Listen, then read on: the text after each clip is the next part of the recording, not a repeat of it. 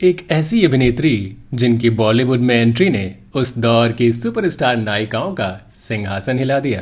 जो मेरे गीत न होते, होठों पे मेरे गीत न होते। जिनकी खूबसूरती और दमदार अभिनय ने दर्शकों को दीवाना बना दिया और जिनके बोले अंदाज और चेहरे की मासूमियत की मिसाल आज भी दी जाती है। होके जुदा तुझसे रह पाता नहीं है कोई भी मेरे दिल को। लेकिन क्या आप जानते हैं कि रुपहले पर्दे पर इनका सुनहरा सफर महज 3 साल का रहा और फिर इनकी जिंदगी का दर्दनाक अंत हो गया। आशिकी में हर आशिक हो जाता है मजबूर। क्या आपको पता है कि महज 14 साल की उम्र में ही पढ़ाई लिखाई छोड़कर इन्होंने मॉडलिंग की शुरुआत कर दी, 16 साल में फिल्मों में नायिका बन गईं और 18 साल की उम्र में ही एक मशहूर फिल्म निर्माता से शादी कर अपना धर्म परिवर्तन कर लिया।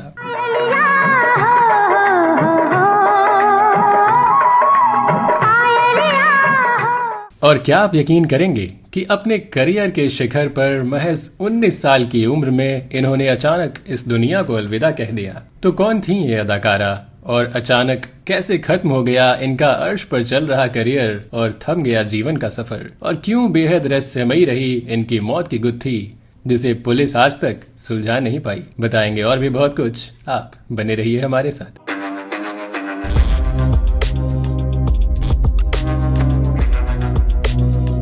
एक ऐसी अभिनेत्री जो हिंदी सिनेमा में सनसनी बनकर आई और उस दौर की सभी बड़ी एक्ट्रेसेस के बीच छा गई।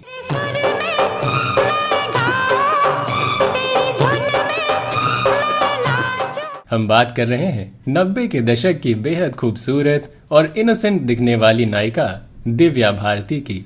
1990 से 1993 के बीच दिव्या भारती ने हिंदी की 13 फिल्मों सहित कुल 21 फिल्मों में काम किया और अपने छोटे से फिल्मी करियर में न सिर्फ अपनी अलग पहचान बनाई बल्कि करोड़ों फैंस भी बना डाले।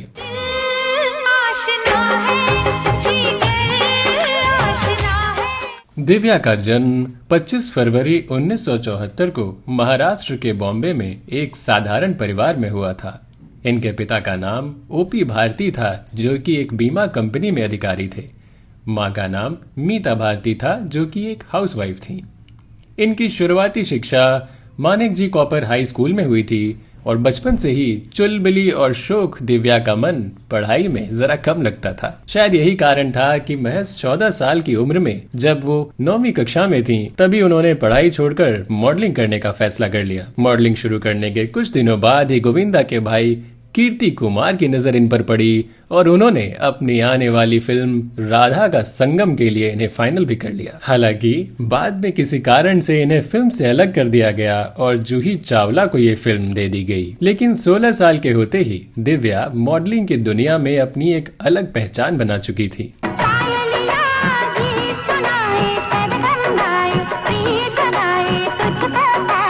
1990 में दिव्या भारती को एक तेलुगु फिल्म मिली जो सुपरहिट साबित हुई। इसके बाद 1991 में आई दिव्या की एक और तेलुगु फिल्म राउडी अलुड्डू भी सुपरहिट रही। इन दोनों फिल्मों की सफलता ने दिव्या भारती को दक्षिण की सुपरस्टार बना दिया। साउथ इंडिया में दिव्या की सफलता ने बॉलीवुड के निर्माता निर्देशकों का भी ध्यान अपनी ओर खींचा और बॉलीवुड के कई निर्माता निर्देशक अब इनको अपनी फिल्मों में लेना चाहते थे।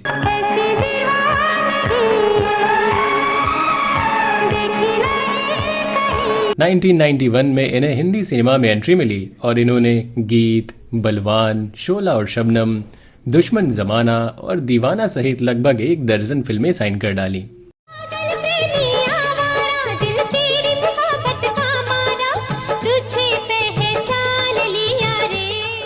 1992 की शुरुआत में आई उनकी 2 हिंदी फिल्में विश्वात्मा और शोला और शबनम सुपरहिट साबित हुई और दिव्या भारती रातों रात स्टार बन गई।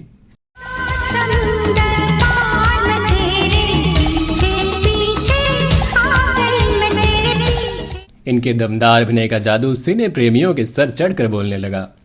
इस साल के आखिर में उनकी सबसे बड़ी ब्लॉकबस्टर फिल्म दीवाना रिलीज हुई जिसने बॉक्स ऑफिस पर तहलका मचा दिया।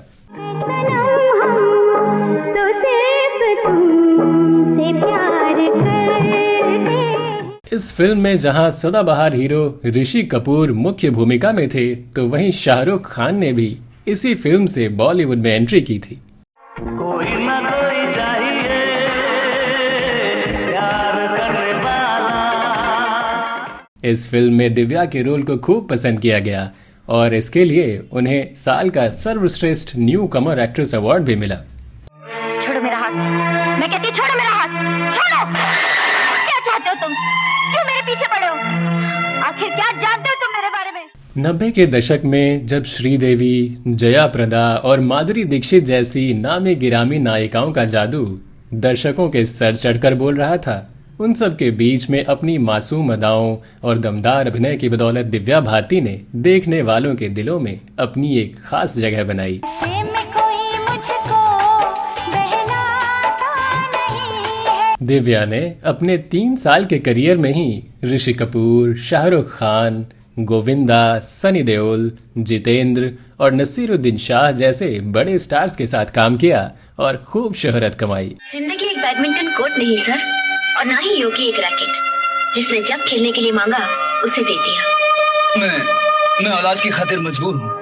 पर शायद किस्मत को कुछ और ही मंजूर था। फिल्म शोला और शबनम की शूटिंग के दौरान गोविंदा के माध्यम से दिव्या भारती की मुलाकात जाने माने फिल्म मेकर साजिद नाडियावाला से हुई। ये मुलाकात इनके लिए प्यार का सौगात लेकर आई। और हाथों में तेरे सनम, हाथ मेरा हो, बिजली चली जाए। फिर 18 साल की होते ही 10 मई 1992 को दिव्या भारती ने साजिद नाडियावाला से शादी कर ली। हालांकि दिव्या के पिता इस शादी के खिलाफ थे। वो साजिद से इस कदर प्यार करती थीं कि इस शादी के बाद इस्लाम धर्म भी कबूल कर लिया और इसके लिए अपना नाम दिव्या भारती से बदलकर सना नाडियावाला भी रख लिया। शादी के बाद लगभग 8-10 महीनों तक सब कुछ ठीक चलता रहा।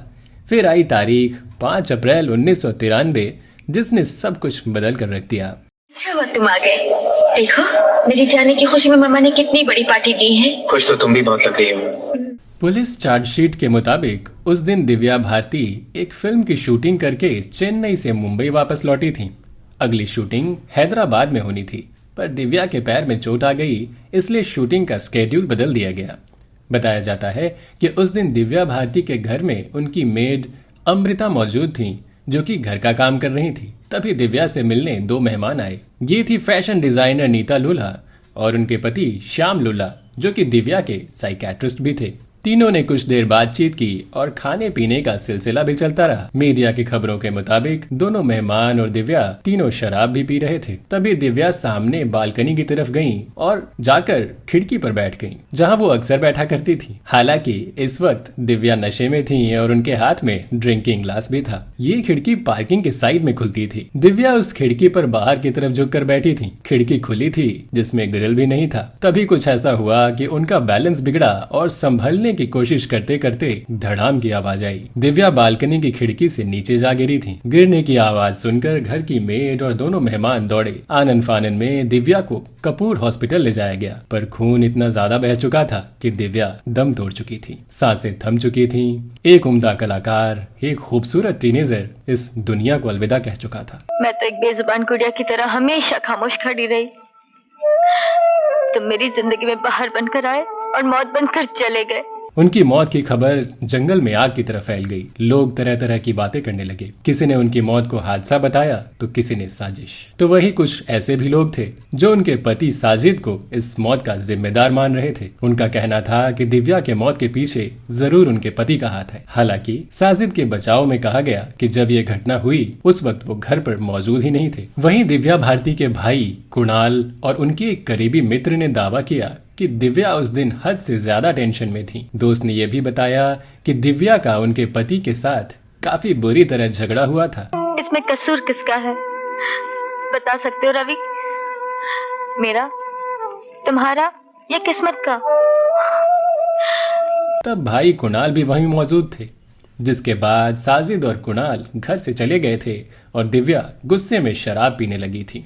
दिव्या भारती के देहांत के ठीक 1 महीने बाद एक और ऐसी खबर सामने आई जिसने सबको फिर से हैरान कर दिया। दरअसल दिव्या की मौत के वक्त उनके घर में मौजूद नौकरानी अमृता की हार्ट अटैक से मौत हो गई, जिसका कारण किसी को पता नहीं चल सका। खैर, लंबे समय तक छानबीन होती रही और फिर आखिरकार 5 साल बाद 1998 में पुलिस ने अपनी क्लोजर रिपोर्ट फाइल की, जिसमें दिव्या की मौत को एक हादसा करार दिया गया और इसकी इन्वेस्टिगेशन बंद कर दी गई। दिव्या भारती अपने फैंस के बीच इस कदर लोकप्रिय थीं कि उनके अंतकाल के बाद देश के युवाओं के बीच खलबली मच गई। कई युवाओं ने खाना पीना बंद कर दिया तो कई सदमे में चले गए। कुछ खबरें तो ऐसी भी सामने आईं जिन पर यकीन करना भी मुश्किल था। खैर, आज दिव्या भारती भले ही हमारे बीच मौजूद नहीं है, पर उनके चाहने वाले के दिलों में वो हमेशा जिंदा रहेंगी।